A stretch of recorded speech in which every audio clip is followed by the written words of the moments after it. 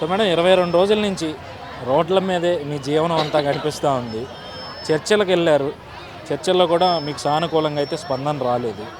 ప్రభుత్వం new year పండుగలు ప్రజలు జరుపుకోవాలి, కానీ ప్రభుత్వ మంత్రులు ఎమ్మెల్యేలు పబ్బుల్లో లేదంటే రోడ్ల మీద వాళ్ళ ఇళ్లలో వాళ్ళ కుటుంబాలతో సంతోషంగా గడుపుకుంటున్న పరిస్థితి. మీరు చూస్తే ఇప్పటికీ ఇక్కడే ఉన్నారు, ఎట్లా చూస్తారమ్మా? ఇది ప్రభుత్వం చేతకానితనంగా మేము భావిస్తున్నాము. ఎందుకంటే చర్చలకు పిలిచి నాయకుడు ప్రజల కష్ట సుఖాలు చూడాలి.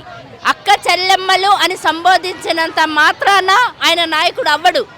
ఈరోజు అక్క చెల్లెమ్మలు అందరూ నడి రోడ్ల మీద వాళ్ళ పిల్లలతో భర్తలతో సంతోషంగా గడుపుకోవాల్సిన న్యూ ఇయర్స్ కానివ్వండి, క్రిస్మస్లు కానివ్వండి, వాటేటిని జరుపుకోకుండా ఈరోజు రోడ్ల మీద కూర్చున్నారు అని అంటేనే నాయకుడు ఎంత చేతకాని నాయకుడో ఈరోజు అర్థమైపోతుంది. ఇది కేవలం మన అంగన్వాడీలకే కాదు, ఒక పక్క మున్సిపల్ వర్కర్లు, పక్కనే సమగ్ర శిక్ష అభియాను, ఇలా అందరూ చూసుకుంటూ పోతుంటే మన ధర్నా చౌకే దానికి సాక్షి.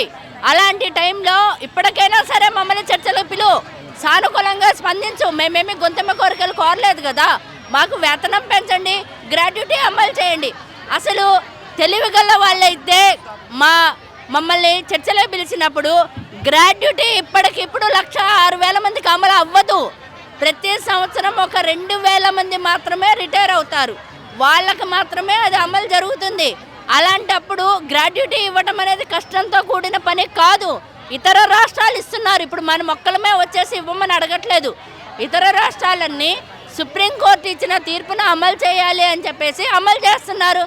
కానీ మన మంత్రులు ఏం చెప్తున్నారంటే, మీరు కోర్టుకు వెళ్ళండి, లేకపోతే మీరు కేంద్ర ప్రభుత్వం దగ్గర అడగండి, మీరు కేంద్రం దగ్గరికి వెళ్ళి మాట్లాడండి, నిధులు మాకు తక్కువ వస్తుంది. మేము ఏం అడగదలుచుకున్నామంటే, అయ్యా అన్నీ మేమే చేసుకుంటాం, మీరు ఆ సీట్లో ఎందుకు, మీరు దిగిపోండి అందరూ, మీరు ఆ సీట్ అవసరం లేదు, మీకు అసలు సూటబుల్ కాదు ఆ సీట్లు, మీరంతా ఇళ్ళకెళ్ళిపోండి, ఇళ్ళకెళ్ళిపోయే పరిస్థితి ముందు వచ్చింది అని చెప్పేసి మేము చెప్పదలుచుకున్నాం. అసలు మీ సమస్యలకు సంబంధించి మీ సమస్య మీద చర్చలు జరపాలన్నా లేదంటే వాటిని స్పందించాలన్నా మహిళా శిశు సంక్షేమ శాఖ మంత్రి ఉషాశ్రీ చరణ్ గారు ఉన్నారు. ఆవిడ మిమ్మల్ని చర్చలు పిలిచి మీ సమస్యలు ఏంటో తెలుసుకోవాల్సిన పరిస్థితి. కానీ అసలు మీ సమస్య మీద ఆవిడ ఎక్కడ కూడా ఒక ప్రెస్ మీట్ కూడా పెట్టిన పాపం కాదు. మీ శాఖకు సంబంధం లేకపోయినా బొత్స సత్యనారాయణ గారు విద్యాశాఖ మంత్రి, ఆయన చర్చలు పిలిచి ఆయనే మాట్లాడతాడు, తర్వాత మళ్ళీ ఆయనే కించపరిచే విధంగా మీ మీద కౌంటర్లు ఇస్తూ ఉన్న పరిస్థితి. ఈరోజు ఏంటంటే మహిళా మంత్రి గారిని పెట్టారు స్త్రీ సంక్షేమ శాఖలో. మాకు 25 సంవత్సరాల అనుభవం ఈ డిపార్ట్మెంట్లో, ఈ పోరాటాలు చేయటంలో. ఎప్పటికీ మంత్రులు, మహిళా శిశు సంక్షేమ శాఖ మంత్రులే మమ్మల్ని పిలిచి చర్చల్లో కూర్చొని మాట్లాడేవాళ్ళు. కానీ ఒక్కసారి వచ్చింది ఆవిడ మా చర్చలకి, ఒక్కసారి వచ్చింది. ఆ వచ్చిన రోజు కూడా నోరు ఇప్పలేదు.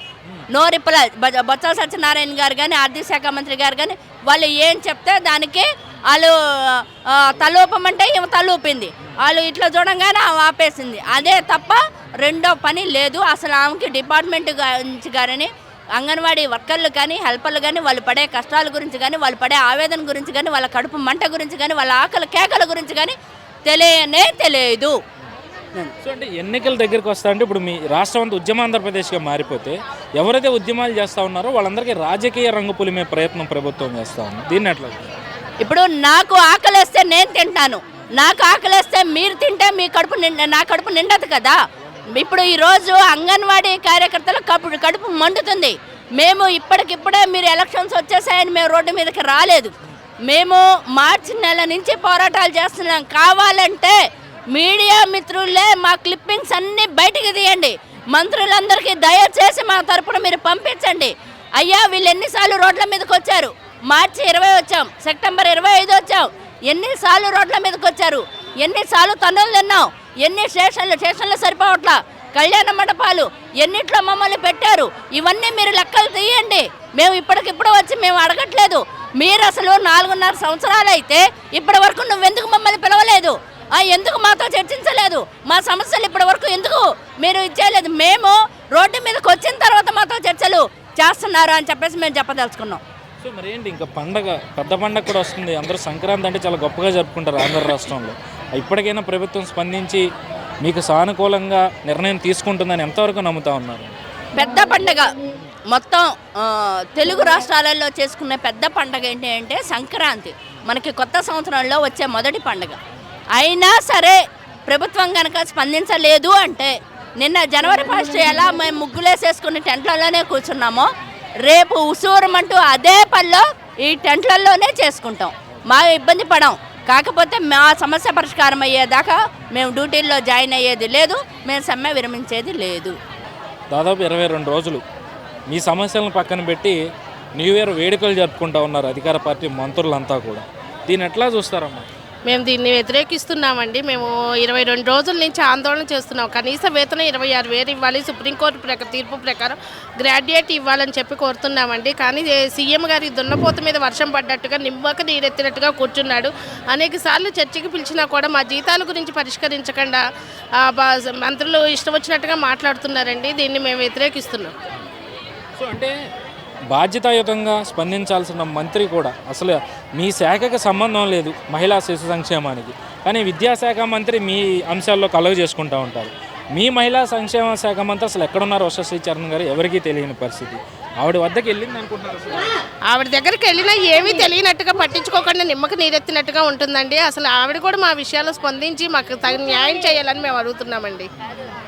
ఏంటి అసలు జగన్మోహన్ రెడ్డి ఇచ్చిన హామీ మీకు వేతనాలు పెంచుతానని, లేదంటే మిమ్మల్ని అందరినీ కూడా పర్మనెంట్ చేస్తానని చెప్పి సుప్రీంకోర్టు గైడ్లైన్స్ అనుకూలంగా మీకు అన్నీ ఇస్తానని చెప్పిన వ్యక్తి ఈరోజు ఆయన మాట తప్పుడు మడం తిప్పనని చెప్తున్న వాళ్ళు, మరి మీ అంశాలు ఎందుకని మాట తప్పడానికి? మేము ఆయన దృష్టిలో మేము దూరట్లేదండి. మేము కనీసం వేతనం 26,000 అడుగుతున్నాము. ఆయన పాదయాత్రలో ఇచ్చిన హామీ ప్రకారమే అడుగుతున్నామండి.